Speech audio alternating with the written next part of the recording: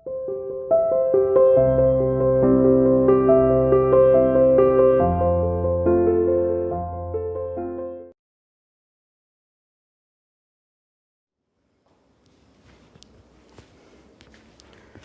Morning students, how are you? You are welcome to CR international online classes. आज का आपका assignment number 60 for both medium Hindi और English दोनों के लिए है। इसमें आज का आपका टॉपिक रहेगा इम्प्रेशन ऑफ ऑर्डिनरी पीपल, कि उस समय सामान्य लोगों का जीवन किस तरह का था, उससे संबंधित जानकारी हमें कैसे मिली, उस पर प्रकाश डालेंगे।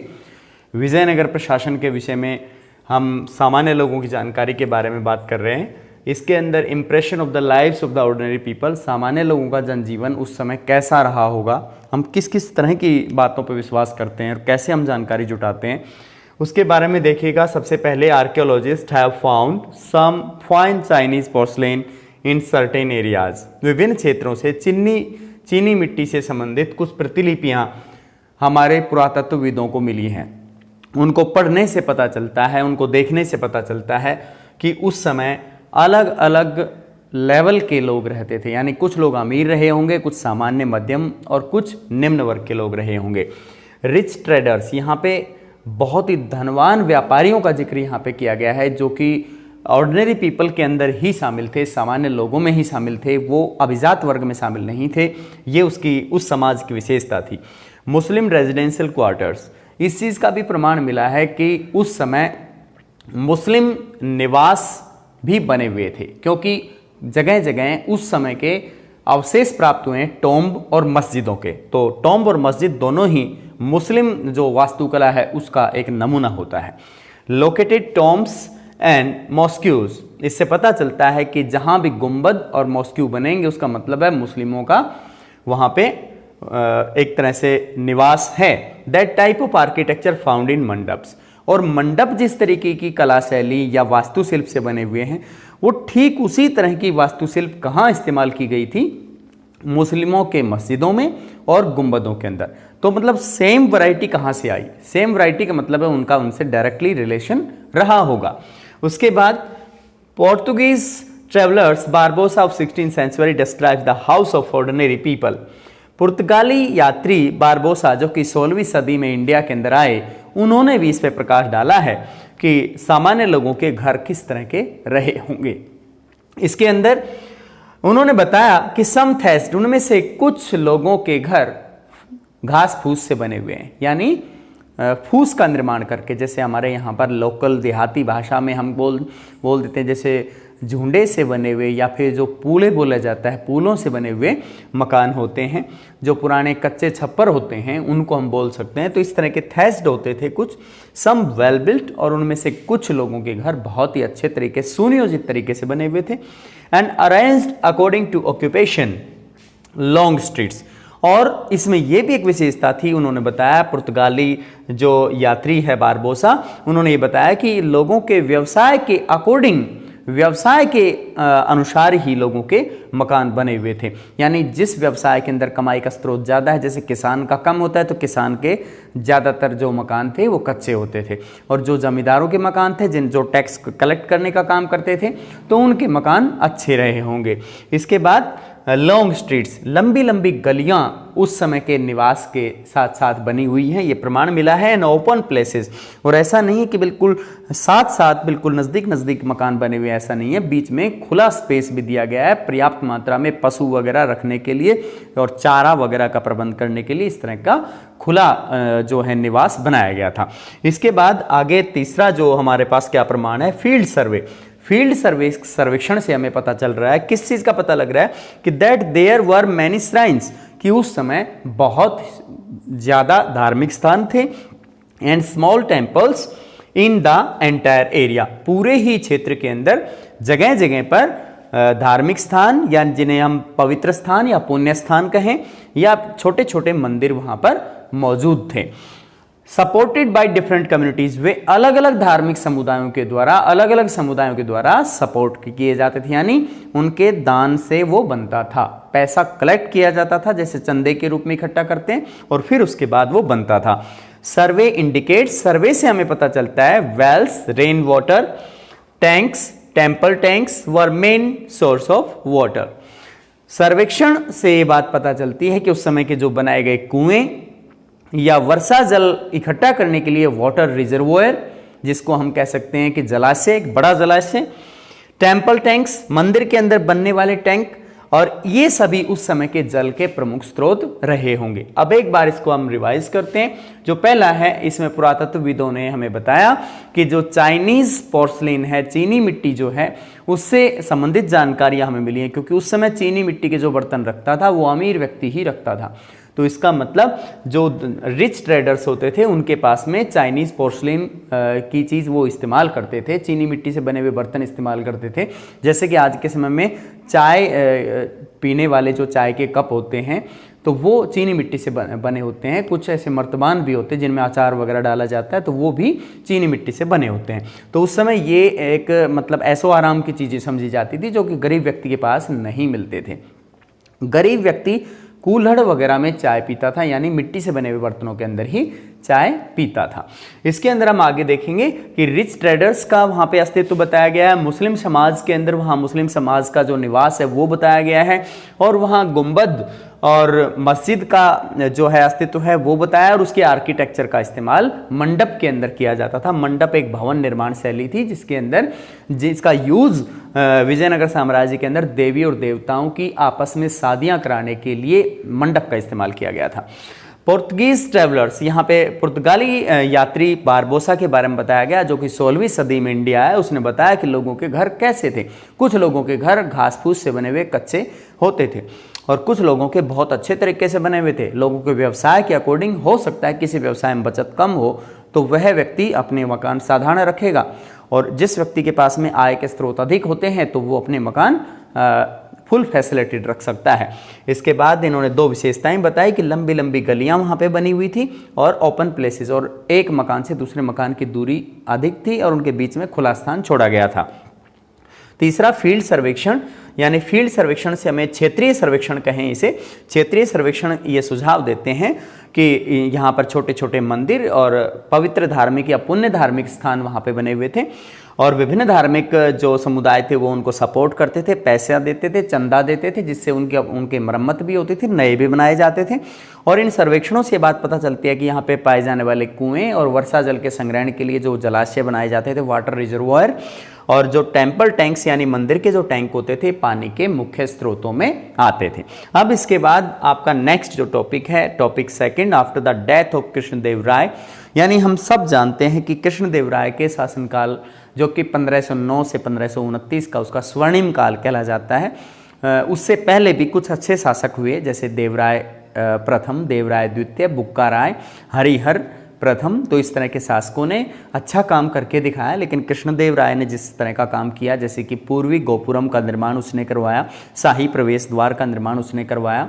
इसके अलावा जो मुख्य देवालय जो है, मुख्य केंद्रीय जो मंदिर है उसके सामने जो हॉल है, उसका हॉल का निर्माण उसने करवाया।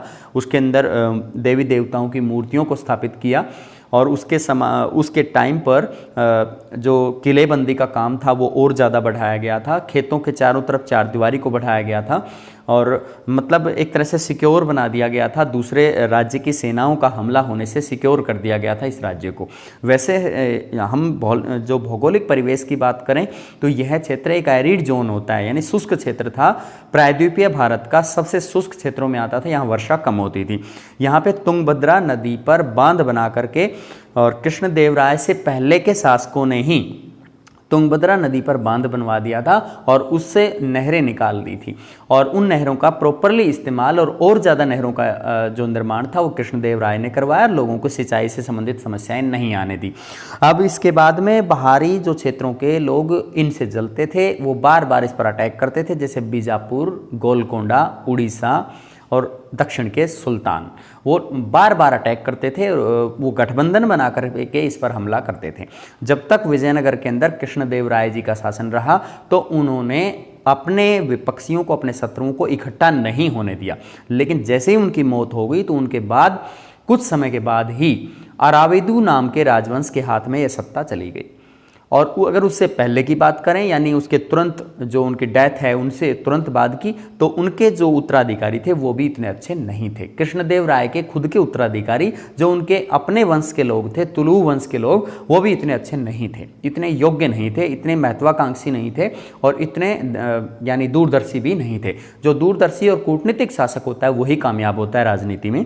तो यहाँ एक योग्य और कम अनुभवी लोग, वो अयोग्य और कम अनुभवी वो लोग थे। अब अराविदु राजवंश के अंदर भी कोई योग्य शासक नहीं आया। उन्होंने भी मतलब अपने प्रशासन को कुछ हद तक संभालने की कोशिश की, लेकिन पूरी तरह से नहीं संभाल पाए। वो इस चीज़ की स्थिति को नहीं समझ पाए कि जो साउथ के सुल्तान है वो उनके साथ लगातार उन पे अटैक कर रहे हैं, उनको कमज़ोर बना रहे हैं। और उन्होंने गठबंधन करके बीजापुर, गोलकोंडा और अहमदनगर के तीनों ने मिलकर के तालीकोटा नामक स्थान पर 1565 के अंदर, ये 1565 के अंदर एक बड़ा युद्ध रच दिया, जिसे हम तालीकोटा का युद्ध या राक्षसी तांगड़ी का युद्ध कहते हैं। यह युद्ध एक तरह से विजयनगर साम्राज्य के पतन का मेन रीजन बना।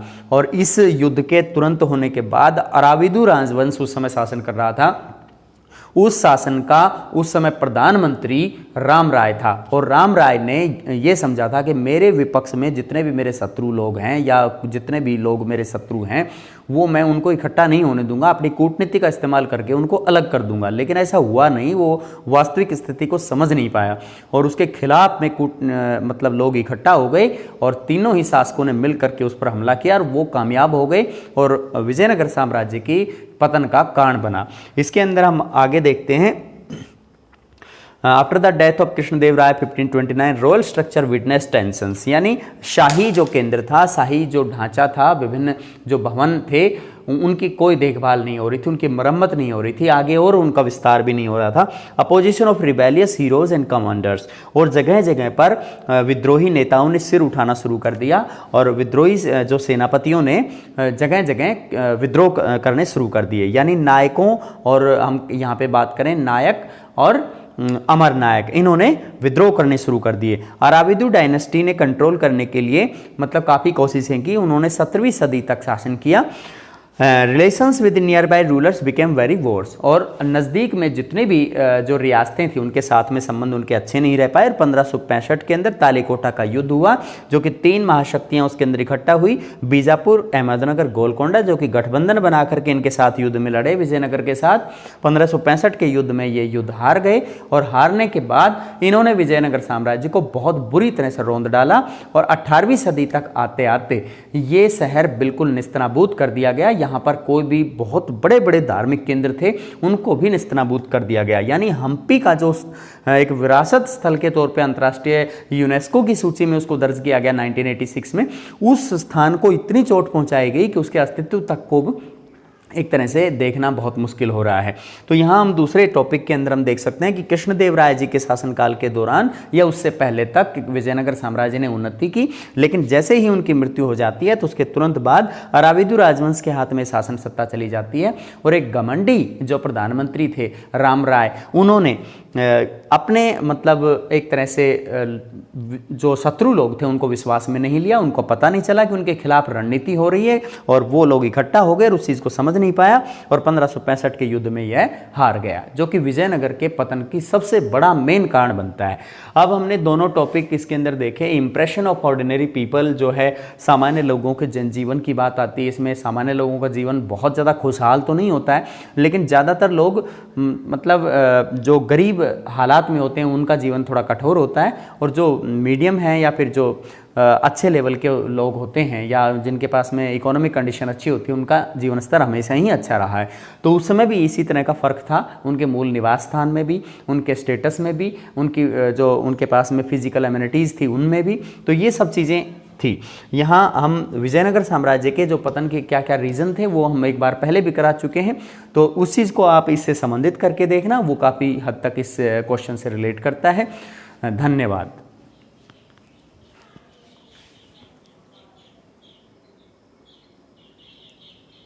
इसको एक बार फिर रिवाइज करते हैं। इसके अंदर impression of lives of the ordinary people, सामान्य लोगों के जनजीवन और उनके जीवन के बारे में ये बताया गया है। कि इसके अंदर हमारे जो पुरातत्वविद हैं वो हमारे सामने पेश करते हैं किस चीज़ के बारे में, चाइना से चीन की जो मिट्टी है, चीनी मिट्टी के जो बर्तन हैं वो प्राप्त हुए हैं और जो उस समय के हिसाब से ऐशो आराम की चीज़ मानी जाती थी। इसके अंदर रिच ट्रेडर्स यानी जो धनवान रिच ट्रेडर्स होते थे, व्यापारी होते थे, वो लोग अपने पास में चाइनीज़ पोर्सलेन रखते थे, चीनी मिट्टी के बर्तन रखते थे। और वहाँ पर मुस्लिम निवास मिलते हैं, यानी वहाँ इस तरह की बनावट है उनकी जैसे मुस्लिम ढांचों की होती है, जैसे कि टॉम्ब है, गुंबद है, और मॉस्क्यू जैसे मस्जिद के अंदर जो बनावट होती है सेम वही शैली का इस्तेमाल किया गया है, इंडो इस्लामिक शैली का इस्तेमाल किया गया है। That type of architecture found in मंडप, और मंडप में भी सेम इसी तरह की बनावट देखने को मिलती है। यहाँ पे पुर्तगाली यात्री बारबोसा ने भी हमें यह बताया है कि वहाँ सबके मकान एक जैसे नहीं थे, कुछ लोगों के मकान बहुत अच्छे थे, कुछ लोगों के मकान बिल्कुल फटे हाल थे और फूस से बने हुए थे। और ये उनके सब ऑक्यूपेशन पे डिपेंड करता था, व्यवसाय पर डिपेंड करता था। व्यवसाय में अगर इनकम ज़्यादा थी तो उनके मकान अच्छे होते थे, जिनके मकान कमज़ोर थे या फिर घास फूस से बने हुए थे या फिर फूस का इस्तेमाल करते हुए कच्चे छप्परों से बने हुए थे, तो वो उनकी इनकम कम थी। खासतौर पे किसानों के मकान इस तरह के थे। और वहाँ ये बनावट बताई गई है कि लंबी लंबी गलियाँ देखने को मिलती हैं और ओपन स्पेसेस, यानी एक मकान से दूसरे मकान के बीच की दूरी को खाली छोड़ रखा है, यानी खुला स्पेस देखने को मिलता है। आज के समय में अगर हम तुलना करें तो चंडीगढ़ जो महानगर है, चंडीगढ़ हरियाणा का जो शहर है, उसके अंदर बिल्कुल खुला शहर देखने को मिलता है, काफ़ी दूर दूर मकान बने हुए हैं। फील्ड सर्विस जो क्या सजेस्ट करते हैं, यानी क्षेत्रीय सर्वेक्षण